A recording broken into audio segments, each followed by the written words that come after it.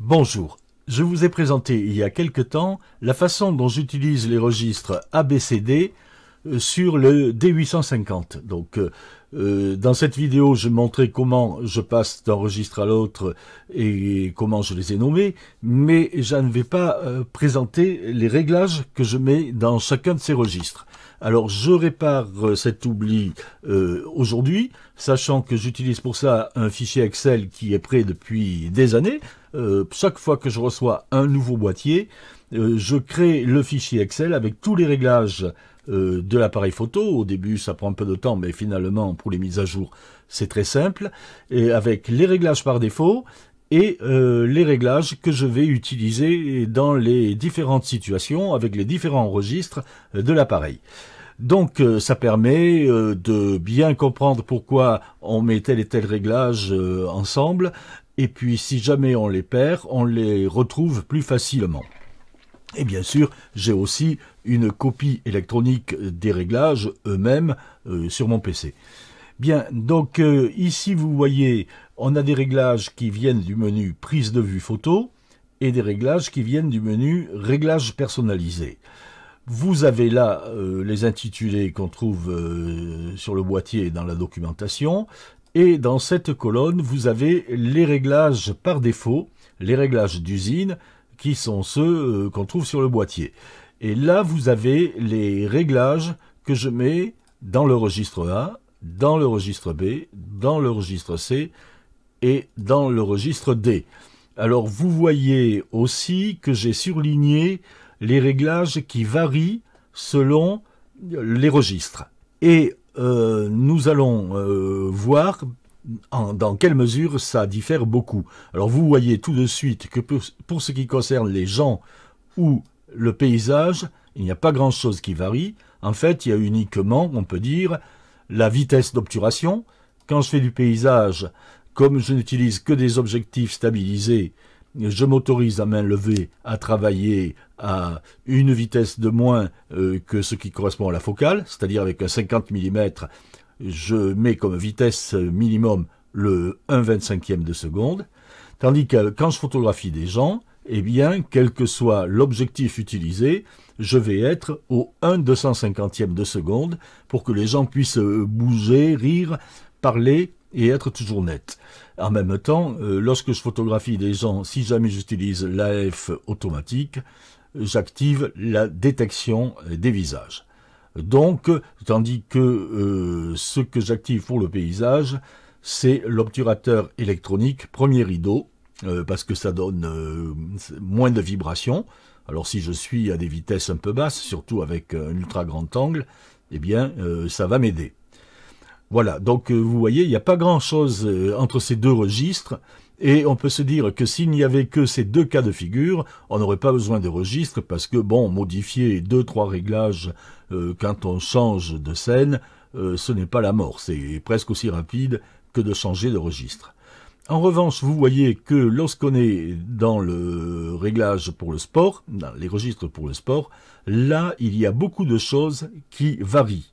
Alors la première chose qui varie, c'est le fait que je suis à un échantillonnage 12 bits en RAW au lieu de 14. Alors la raison est bien simple, quand je photographie en général je me place comme il faut par rapport au soleil, donc j'ai pas des scènes fortement contrastées, avec des contre-jours pas possibles, qui justifieraient l'emploi du 14 bits aux basses sensibilités.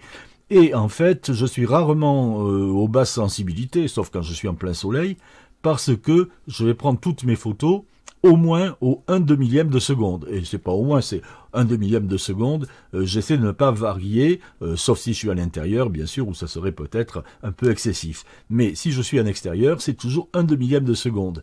Donc si je suis déjà à 400 ou 500 ISO, eh bien, la dynamique utile du capteur est inférieure à 12 bits. Je n'ai pas besoin d'enregistrer à plus de 12 bits. Et le 12 bits, ça va me permettre de garder la cadence rafale pratiquement à la vitesse maximum. Donc, et ça, il contribue fortement. Donc, voilà pourquoi il y a le 12 bits ici. La vitesse, je l'ai déjà dit, c'est 1/2 millième de seconde, on ne mégote pas. Il y en a qui disent que parfois, au moins 16 centièmes, ça marche. Moi, c'est toujours 1/2 millième de seconde, enfin, chaque fois que, bien sûr, la lumière ambiante m'y autorise. Alors le déclenchement en visée écran, ça c'est quelque chose que je désactive. C'est une spécificité du D850. C'est un peu quelque chose qui va avec l'obturation électronique premier rideau, mais c'est différent. C'est pour que ce soit plus silencieux, mais j'en ai pas besoin quand je fais du sport. C'est pas, il y a du bruit autour de moi. Enfin, pour les réglages personnalisés, quand je suis en mode AFC, eh bien, la première photo de la rafale, je cherche à bien acquérir le point, donc je suis en mise au point, et pour les suivantes, je maintiens la cadence de la rafale, je suis en déclenchement. Si les photos manquent un peu de netteté, au fond, c'est pas très grave, elles ne seront pas vraiment floues. Donc ce qui compte, c'est souvent de garder la cadence pour pouvoir analyser un geste, par exemple, et puis pour pas avoir le maximum de photos pendant la rafale, puisque les attitudes et les gestes varient énormément. Enfin, le quatriage dans le viseur, je l'utilise systématiquement quand je fais du paysage et je le garde pour les gens parce que ça me gêne pas trop, quand je fais de la photo, disons, de reportage ou de rue. Mais je le désactive en photo de sport parce que là, ça peut gêner. Il vaut mieux avoir un viseur complètement lisse. Je garde le mode lampe pilote. Ça, c'est pour l'intérieur. Alors, en intérieur, peut-être je ne serai pas au 1/2 millième, quoique, quand c'est possible, oui. Et je garde la lampe pilote parce que c'est un petit éclairage d'appoint qui ne va pas gêner les joueurs. C'est pas un coup de flash, mais qui peut améliorer, et cela peut améliorer dans certains cas, la mise au point. Donc voilà pourquoi il y a la mise au point. Donc vous voyez, en sport, il y a beaucoup de choses qui diffèrent par rapport à la photo de reportage de rue ou du paysage. Et ça diffère aussi de ce que j'utilise pour le trépied. Et là encore, vous voyez, ce sont des réglages différents de ce qui se fait dans les autres modes. Alors, la première chose qu'on remarque quand on est sur trépied, eh bien, c'est que je suis à 64 ISO et les ISO auto sont désactivés, alors que le reste du temps, ils sont toujours activés. Donc, bien sûr, si je suis sur trépied, c'est que je pense faire des photos en pose lente, donc en pose longue, pardon. Donc, la sensibilité reste à 64 ISO. La réduction anti-scintillement, comme je suis en pose longue, j'en ai vraiment pas besoin. Je suis à des vitesses inférieures au 1/25e de seconde, donc en principe, j'en ai pas besoin. Maintenant, dans les réglages personnalisés, la détection du suivi 3D pour les visages, non, c'est pas le cas. Je photographie pas des gens en train de se déplacer. Puisque je suis sur trépied, c'est pas le but. Zone de suivi 3D, alors bien sûr, je pourrais faire des portraits en me mettant sur trépied pour d'autres raisons, mais c'est pas ce que j'appelle la photo sur trépied. Quand j'ai un réglage trépied, c'est que je fais des photos en pose longue qui nécessitent un trépied. Mais c'est la pose longue qu'il faudrait écrire ici, si on avait la place. Mais trépied, c'est plus simple. Donc zone de suivi 3D, ok, ça aussi, on laisse sur normal parce que en fait on s'en sert pas. En revanche, la visualisation, vous voyez dans les autres modes, je laisse 10 secondes de visualisation, c'est-à-dire après que la photo a été prise, elle s'affiche. Là, je laisse 10 minutes. Eh bien parce que parfois, par exemple, si je photographie, si je suis dans proxy ou si je photographie des objets, des natures mortes, ou par exemple, je vais déplacer les objets et je ne voudrais pas que l'autofocus, si j'utilise l'autofocus parce que je peux le faire justement quand je fais des natures mortes, je peux l'utiliser, eh bien je veux pas que l'autofocus sans arrêt refasse le point. Donc, pour ne pas fatiguer inutilement l'appareil et pour ne pas vider inutilement la batterie, la photo que je viens de prendre reste affichée et l'autofocus, lui, et les autres réglages de l'appareil, le réglage de la sensibilité ou de l'ouverture ou de je ne sais quoi, ne va pas entrer en jeu.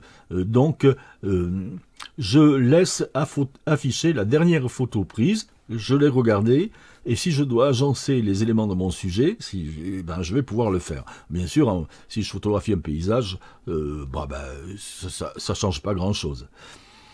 Et puis, dès que je veux avoir ce qui se passe vraiment, il suffit d'appuyer à mi-course sur le déclencheur et je reviens en mode visée écran. Il est évident que la temporisation miroir relevé, je m'en sers systématiquement pour pas avoir le coup de miroir quand on déclenche. Et je la mets à 3 secondes, le maximum. Ça ne m'empêche pas d'utiliser la télécommande, mais là c'est ceinture et bretelles. Tout ce qui peut servir à éviter les vibrations doit être utilisé. Et parfois, bon, je peux déclencher sans utiliser la télécommande, mais ça, même avec une tempo de 3 secondes, je préfère l'éviter.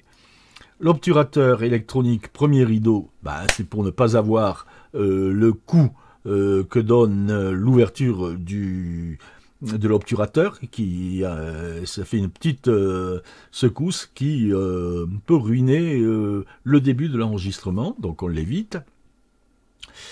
Le quadrillage dans le viseur, là au contraire j'en ai besoin puisque je photographie des sujets immobiles. J'ai tout le temps, j'ai besoin. Le quadrillage va m'aider à bien composer ma photo, à vérifier mes lignes parallèles ou convergentes, etc. Le VR, je le désactive parce que j'en ai pas besoin puisque je suis sur trépied. Et avec certains objectifs ou dans certaines circonstances, ça pourrait entrer, comme il est bloqué l'appareil, ça peut entrer en résonance, les vibrations de correction peuvent entrer en résonance avec le trépied et ça peut gâcher la photo. Et souvent, j'ai vérifié avec le D850, j'ai des photos meilleures quand je désactive le VR. Elles ont un poil de netteté supplémentaire. Et le mode lampe pilote, là aussi je l'active. Si je suis dans la pénombre, ça va servir à faire le point plus facilement. Tandis que bien sûr, quand je photographie des gens, ce n'est jamais activé, puisque ça attire leur attention, et tout de suite, ils sont surpris et ils se figent. Voilà pourquoi je n'utilise jamais ça pour photographier des gens, et en paysage aussi, ça n'a pas grand sens. Voilà, alors vous voyez que finalement, en trépied, en sport, les réglages sont très différents de ce que les réglages sont assez différents, va-t-on dire, de ce qu'on utilise quand on photographie des gens ou du paysage. C'est pour ça que les registres servent. Et vous voyez aussi que les registres vont par deux, comme les gendarmes. Il faut le menu prise de vue photo et le menu réglage personnalisé. Et on devine bien qu'aucune combinatoire, on ne peut pas mettre les registres D de la prise de vue photo avec le registre A parce que ça n'a aucun sens. Et bien sûr, grâce à mon fichier Excel, j'ai essayé plusieurs fois de voir si je pouvais créer une combinatoire et je n'y suis jamais arrivé. Et tant mieux parce que sur le terrain, ça compliquerait les choses parce qu'il faudrait se souvenir de cette combinatoire. Mais tel que c'est ainsi, c'est très utile. Et ça m'a beaucoup servi lorsque j'utilisais le D850 que j'ai revendu parce que désormais je ne veux plus utiliser que des boîtiers série Z sans miroir. Voilà, je vous remercie pour votre attention et vous dis à bientôt pour une autre vidéo. Au revoir.